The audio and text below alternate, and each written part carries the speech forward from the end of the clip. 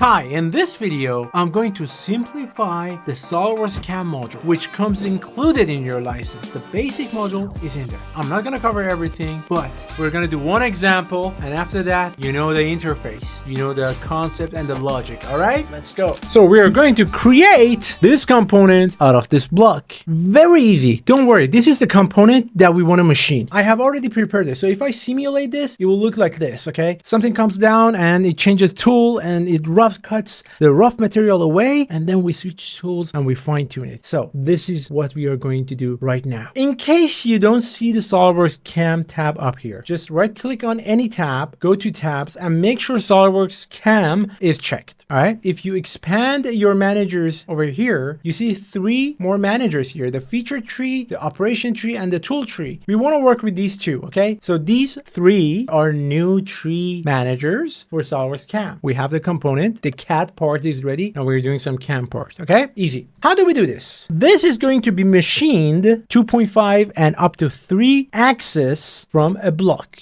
Why 2.5 and 3 axis and not 5 axis, for example? Because I'm using the included SolidWorks CAM module that comes with your SolidWorks license. Exactly. It is included. That's why it's the basic one. If you want the 5 axis and the turning and more operations, you get the SolidWorks CAM Pro, which is paid. It's a premium module. It doesn't come included. You have to buy the license. So we're not covering those areas. All right. Everything starts by defining the block around the component. This is our feature and we want to define a stock, which is here. When I go to the feature tree, I right click on the stock manager and I say edit definition. Now this is my block, right? I have some offset in the X, some offset in Y and Z, and I can change them over here. Also, I can change the material over here, and there are different types and ways of introducing the blocks, which I'm not going to go into right now for this video. We want to keep it exactly simple. So let's just leave it as it is and click OK. It goes away, but it's there. If I move my mouse over it, it appears. Now we want to set up an operation set. This operation set could include drilling, milling, facing, 10 times, whatever, but it's just one set. How do we do this? On the stock manager, right click again, but instead of edit definition, I click on mill part setup. Then over here, I'm going to select the face. I'm going to do the milling on top of this one. Now I have one mill part setup. Number 1 over here, right click on that. And we want to go to 2.5 axis features. Right? We want to change the type to face. When you have a block that you want to machine a component out of, the right practice is to face it. Facing is a term because you are not sure the block that you get is absolutely flat on the top. So you want to face it, remove some layers to make sure you are looking at a plain surface on the top, right? I'm not an expert in CAM or CNC. Please don't get offended if you are, but you face it, okay? So we want to change the type to face. We select the face we want to face and we'll click on end condition. On the end condition, we just leave it as it is and we click OK. Now there are some color coding here, just like SolidWorks Essentials. I don't want to get into that, but it's blue right now. It has to be black later. I'm going to right click on mill part setup one more time and go to multi-surface features. Multi-surface features selects and picks what exactly? Everything we want to machine, right? So we change that to all display. That's my recommendation. And right now, under the mill part setup, inside the feature tree, we have one face feature and one multi-surface feature, right? Now I'm going to go to operations and set up some operations. How do we do this? This is a large block of material, right? Let's say pure gold. We want to face the top. Then we want to take a rough tool to rough it up. Then at the 3rd level, we want to get a fine tool to do the final surface finish. How about that? So let's do it in that exact order. Right here, right now on the 2nd tab, mid tab. So right click here, go to 2.5 axis, go to face mill. On the face mill, we want to select face mill T12, click OK. On the next page, we want to check the face feature that we have already selected and click OK. After a few seconds, a pop-up appears. In this pop-up, we could change a few things here. If the cut method should be climbing or conventional or zigzag. And everything you click here changes the image on the top right corner. It helps you to see what parameter you are changing exactly. Okay, so right here, right now, I'm gonna leave it as it is. Keep the facing over here, the links, the dimensions, and everything. I go to NC and it's okay. So I'm gonna click OK, and I see I have created one operation, face mill T12, but it is in blue. An operation is in blue, just like features in SolidWorks, it's underdefined. It doesn't have a toolpath. How do I do this? I can either right click on it and click generate toolpath, or I can just click on generate toolpath over here. It just renders that, and I see the path of my milling. The yellow ones are the actual cut ones. The blue ones are the link path where the tool moves. But when I simulate this, you see it a lot better. So look, the face mill is coming in, zigzagging, removing material, a couple of levels. So if I speed this up, I don't want to get into details. Doom, it stops here. Now, if I change the color coding, you see the green is exactly the top of my feature. It's not the stock anymore. As you can see, green is 0 millimeters, 0 millimeter offset from the actual component we're gonna machine out of the block, right? So we leave the facing right here. If this is too many lines, 1, 2, 3, 4, 5, 6, 7, 8, 9, like 10 times back and forth. If it's too much, I would easily right click here, edit definition, because we're changing it, right? And how do I do this? How do I change this? I go to the facing tab and I see here depth parameter. It's just doing one first cut, max cut 1. So instead of 1, let's say we go 3 millimeters at a time, and I click OK. Now I have 4 paths back and forth, right? So let's just say we want to remove a lot faster.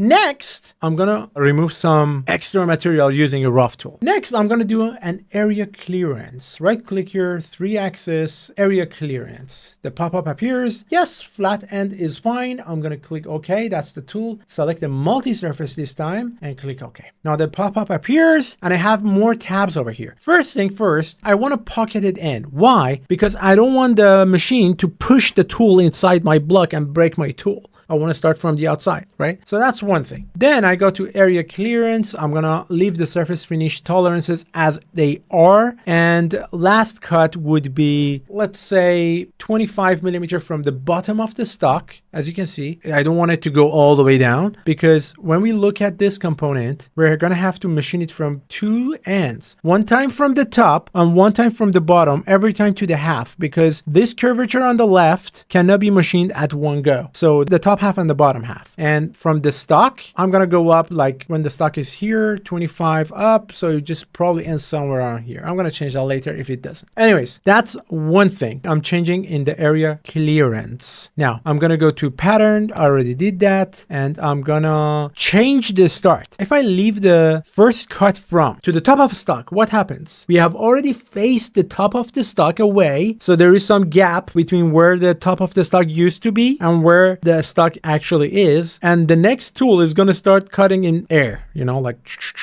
and waste your time. So instead of that, I'm going to do top of feature. So we start from where we stopped in the previous step, which was facing. Exactly. So let's go ahead and generate the toolpath. Now this one becomes black in a few seconds. Done. And we're going to simulate this. So first thing first, let's just reduce the speed of the simulation. Click OK, rotate it, or maybe a little bit faster. So bam, bam, bam, bam, bam, bam, bam. Now it's doing the roughing like this. Okay. Now I can speed this up. It's showing 5 moves at a time. I can speed this up to I don't know, 1000 or so, but I'm going to keep it at 5 so we see what's going on. So this is good. This is good. This is good. And that stopped. See, 25 millimeters offset from the bottom of the stock, almost to the half of the component, a little bit lower, which is better because we need some overlapping to make sure that we are not leaving any stock over there and we are dealing with the feature. So let's take a look. On the green color, we are hitting home. This is our component, but it's too rough. Now I want to take care of these steps and do fine tunings over here. So I'm going to add right click, 3-axis. Now this time I'm going to work on Z level, which is giving me more options. So I'm going to pick TO7 ball nose and click OK. Pick the multi-surface, same feature, and click OK. All right, so NC top of the stock is fine. So we go to Z level tab, start from top of feature, just like before. Offset would be fine with 25 as it was before. The method, I'm gonna scallop it like this and do a lot smaller, like 0.01, and the mean cut should be half that, so 0.05. And I'm gonna zigzag it instead of climb or conventional. I'm gonna zigzag NC, and on geometry, we need to do something. On geometry, we wanna change the tool condition from from uncenter to past. Okay, why and how, I'm not gonna cover that because the video would not end in 20 minutes or even 1 hour for that matter. So again, if you want me to cover all these small details, comment more CAM below this video right now and hit the like button. Okay, so we click OK and we generate the toolpath. Boom, boom, boom, boom, boom, boom, and we simulate this. Now let's sit back, relax, and enjoy the show.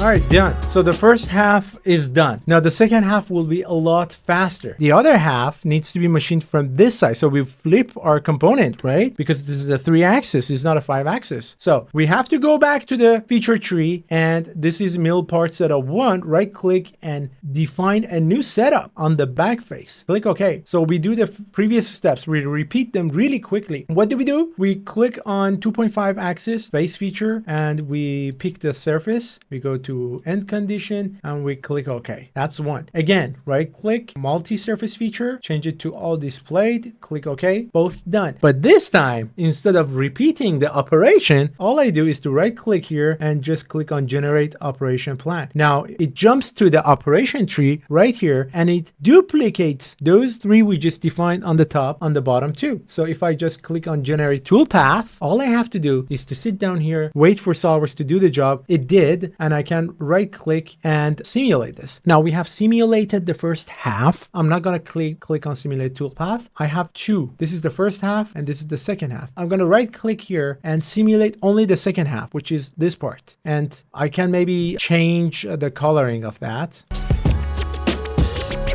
I need to change the tool most probably. I think the height of this tool on the back is shorter than the height of that part. So let's just wait and see.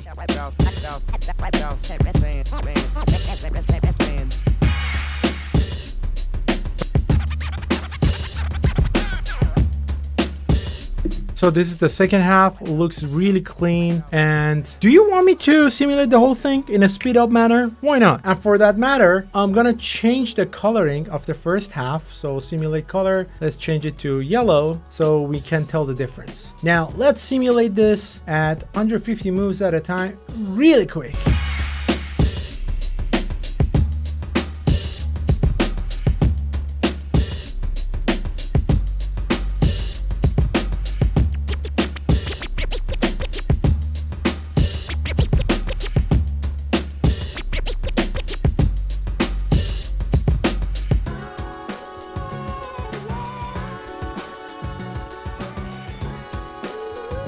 Now I didn't customize the second half. So the second half tooling, the method, the distances and all that varies from the first half. But I can easily go back and use the same values I used for the first half. However, I don't want to do that because after I'm done machining both sides of this component, I will have to do another set to do that boring, to do that hole at the end on the back surface. So as you can see, both sides are machined really well, except this bit, which is deburrs and has to be thrown away, and that side.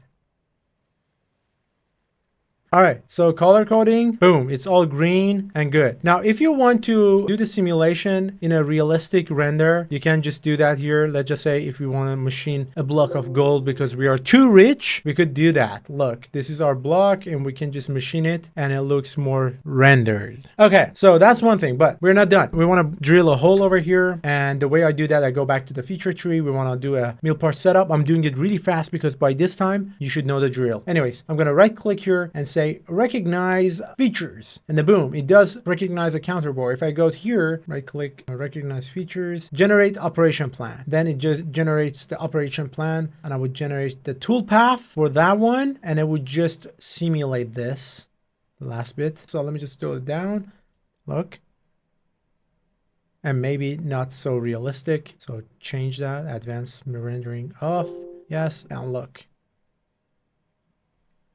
So this is only the third step that I'm simulating. After simulating the first and the second half, this makes sense. All right, if you like this video and if you like me to cover more CAM, because CAM is a big blue ocean and I just scratched the surface. If you want me to cover more, comment more CAM below this video. If you don't do that, I will do sheet metal or some tips and tricks for advanced people. I need to know if this is a good topic for you or I should move on to FEA or something else, okay? And don't forget to like this video, and if this video gets more views, I will do more of this. On top of that, if you would like to enter the world of SolidWorks, if you're coming from Fusion, for example, or Onshape or other software, or with zero background in CAD whatsoever, and if you want to start learning SolidWorks, I have the best course out there, has been around for more than 5 years, more than 2,000 people in it, rated 4.9 out of 5 stars. Read the reviews yourself, click on the link below, come on board, see what we are offering, see why so many students are getting certified to CSWA, CSWP so fast and above CSWE. You'll get introduced to all these things I'm teaching on YouTube every once in a while, constantly over there, okay? And I'm there on my own forum answering your question as a member. There is so much to gain, and you just have to check it out by clicking on the link below this video, or on the top right corner over there, and see what we are doing. All right, if you like this video, you're gonna love the video on the right, which is about sheet metal, and on the video on the left, I'm teaching you a tip on how to print a large model on a tiny 3D printer, okay? So we are doing some DFM over there. Just click there, and I'll see you in the next video.